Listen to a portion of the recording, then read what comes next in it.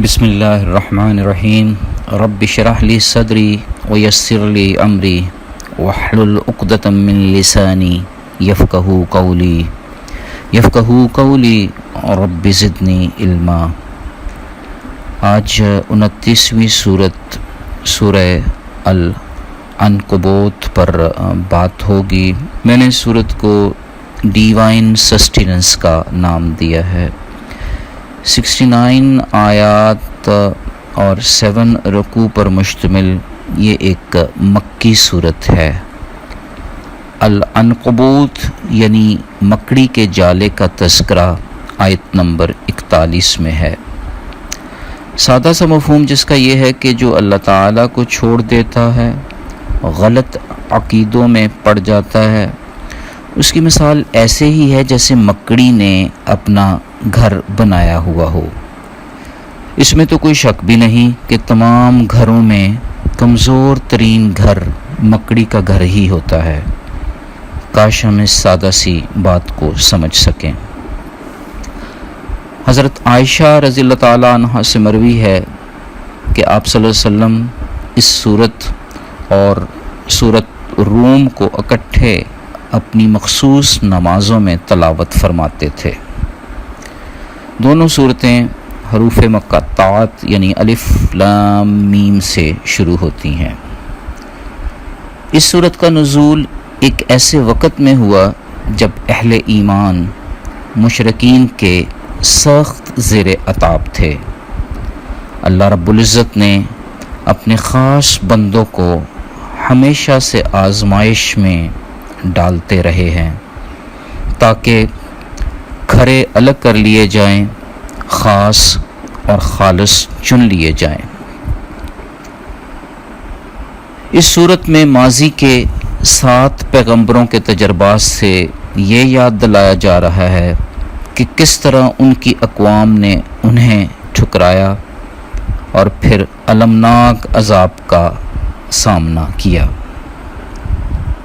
حضرت نوح علیہ السلام اور حضرت ابراہیم علیہ السلام کے واقعات سے آپ صلی اللہ علیہ وآلہ وسلم کو تسلی اور تشفی دی جا رہی ہے۔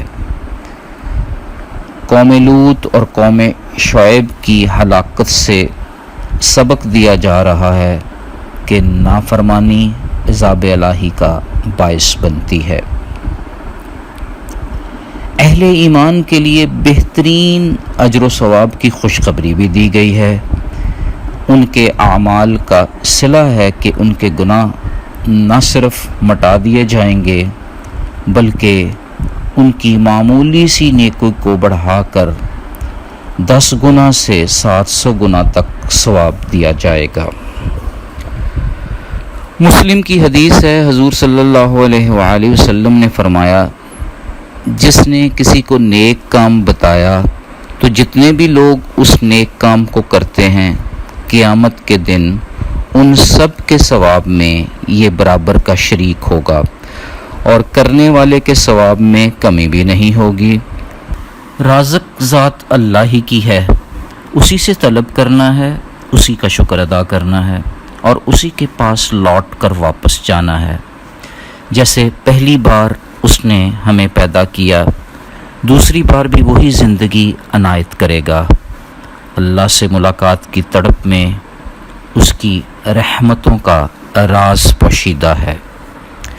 اسی طرح زمین و آسمان کی تخلیق میں اللہ تعالیٰ کی قدرت کا راز پنہا ہے۔ ایمان والوں کے لیے نشانیاں ہیں جو اہل علم ہی سمجھ سکتے ہیں۔ اس صورت میں نماز کی عظمت کا بہت خوبصورت بیان ہے کہ وہ برائی اور بے حیائی سے روکتی ہے۔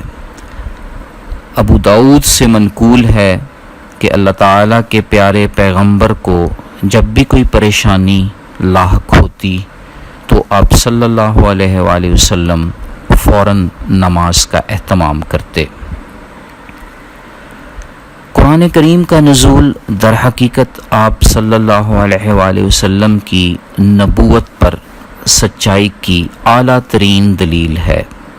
اس کتاب میں نصیحت اور رحمت کا خزانہ چھپا ہوا ہے ان لوگوں کے لیے جو ایمان لاتے ہیں۔ اس کی ہر آیت جن کے سینوں میں محفوظ ہے علم اور تدبر رکھتے ہیں۔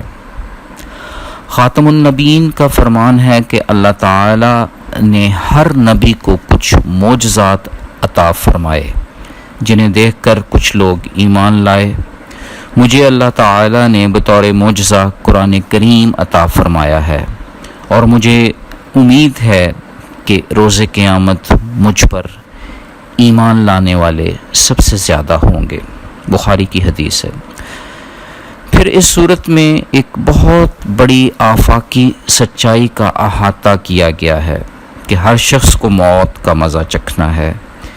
یہ ایک ایسی سچائی ہے جس کا انکار کوئی بھی مذہب نہیں کرتا، حتیٰ کہ خدا کے انکاری بھی نہیں۔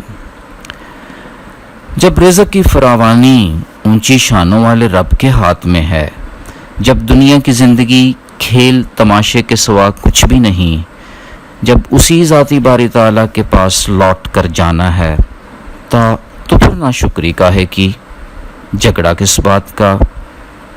آئیں مکڑی کے کمزور جال بننے کی بجائے سیدھی راہوں کے مسافر بن جائیں، کسی پر بہتان نہ لگائیں، نہ شکری سے بچیں، قرآن کو تھام کر اللہ کی یاد کو زندگی کا اوڑھنا بچھونا بنا لیں۔ قرآن کی آیات میں تو بلا کا حسن و جمال ہے جو ان لوگوں پر عیاں ہوتا ہے جو حیا والے ہیں، اور خالص حیا تو خشوع و خضوع والی نماز سے حاصل ہوتی ہے۔ فی امان اللہ، اللہ حافظ۔